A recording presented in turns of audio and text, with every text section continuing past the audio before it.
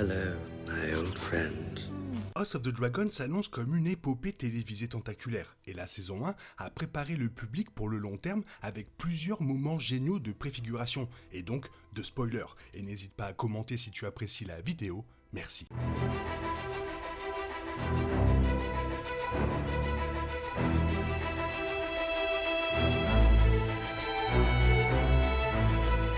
Voilà, Morgulis.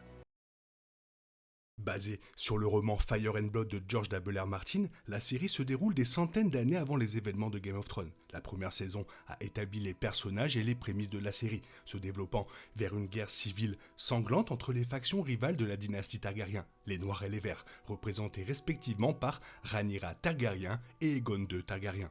Contrairement à Game of Thrones, qui n'a été que partiellement achevé tout au long de sa durée, le récit global de House of the Dragon est déjà tracé et les lecteurs du livre savent ce qui va se passer. Dans cet esprit, la saison 1 a offert de nombreux moments de préfiguration, laissant des indices à ceux qui savent à quoi s'attendre. Bien que la série télévisée ne soit peut-être pas une adaptation exacte de son matériel source, plusieurs moments intelligents font allusion aux événements clés à venir. La saison 2 de House of the Dragon sortira à l'été 2024.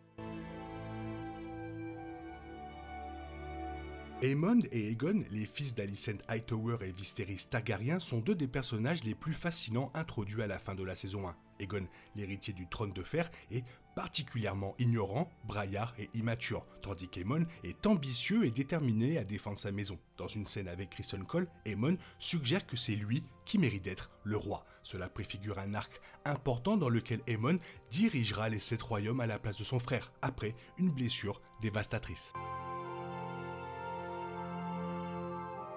Le dialogue d'Elaena Targaryen est rempli d'indices importants sur les événements futurs, puisqu'elle émet des commentaires prophétiques dans presque chaque scène. Dans la saison 1, épisode 6, elle joue avec un insecte en disant « Le dernier anneau n'a pas de jambes du tout ». Cela peut être interprété de différentes manières. Cela peut être lié à Game of Thrones ou Bran Stark, le dernier roi connu de Westeros, qui a perdu l'usage de ses jambes dans la saison 1. Ou, à l'époque de House of the Dragon, cela pourrait faire référence à son frère et mari, Aegon, dont les jambes seront brisées, tombant de son dragon lors du siège de repos des Freux.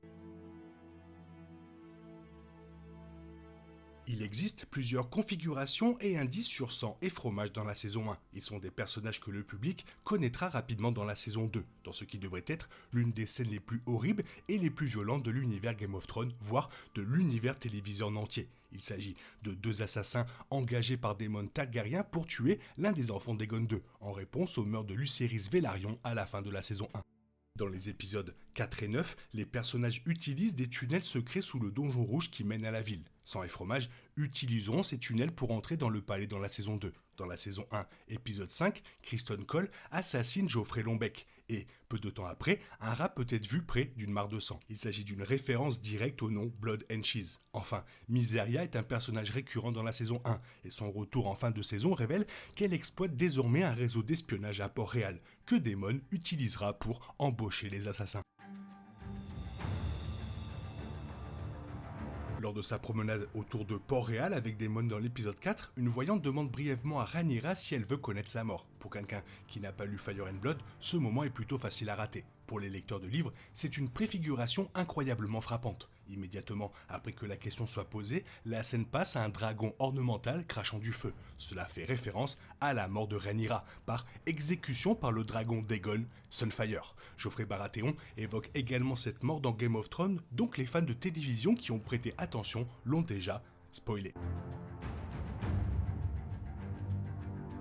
Il y a un moment intelligent qui préfigure la première fois que le public découvre Elaena Targaryen. Peu de temps après le mariage d'Alicent avec Viserys, elle donne naissance à Elaena, qui peut être vue comme un bébé dans l'épisode 4. Dans la scène, Alicent la tient près d'une fenêtre pendant qu'elle pleure, faisant allusion au sort tragique d'Elaena. Dans Fire and Blood, Elaena se suicide en sautant par la fenêtre du donjon rouge. Sa mort suscite un tollé à Port-Réal, alors que la population réclame justice pour la reine bien-aimée.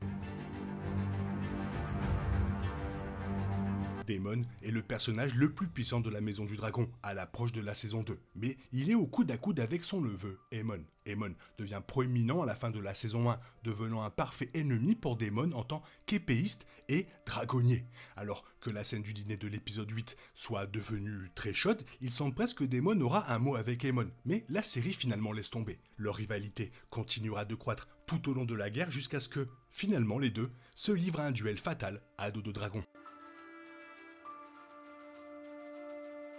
Dans le calme avant la tempête de l'épisode 8, Rhaenyra et Alicent semblent enfin raviver leur amitié perdue depuis longtemps, se liant à leur amour pour Viserys et l'une pour l'autre. Rhaenyra doit retourner à Pendragon, mais elle promet de revenir à Port-Réal à dos de dragon après avoir accouché. Ceci est intelligemment formulé, car la prochaine fois que Rhaenyra visitera Port-Réal, ce sera bien à dos de dragon, même si ce ne sera pas en termes amicaux comme le suggère la scène. Rhaenyra reprendra la capitale et le trône de fer, mais seulement pour 6 mois. À la fin de la saison 1, le public découvre les membres jumeaux de la garde royale, Arik et Eric Cargill. Dans l'épisode 8, Alicent confond l'un avec l'autre. Et même si cela résume la confusion du public à propos des chevaliers identiques, c'est aussi un moment astucieux de préfiguration.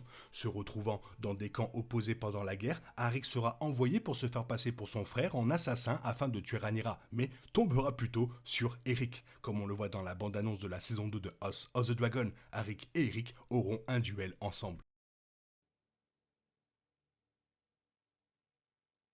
Pour échapper à Port-Réal et soutenir les Noirs dans la saison 1, Rhaenys Targaryen prend son dragon, Méléis, et s'échappe de la fosse aux dragons. Cette scène reflète un événement ultérieur de la danse des dragons appelé la prise de la fosse aux dragons, où une foule attaquera la fosse et tuera 5 dragons. Les dragons incluent Syrax de Rhaenyra, Dreamfire d'Elaena et les dragons Srykos, Tyraxis et Morgul.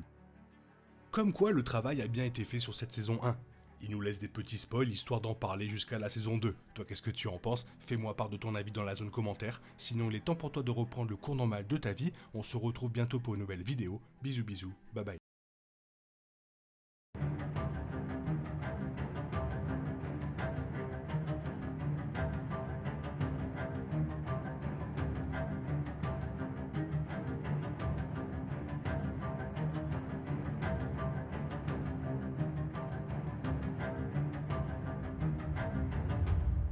Valador Hairis.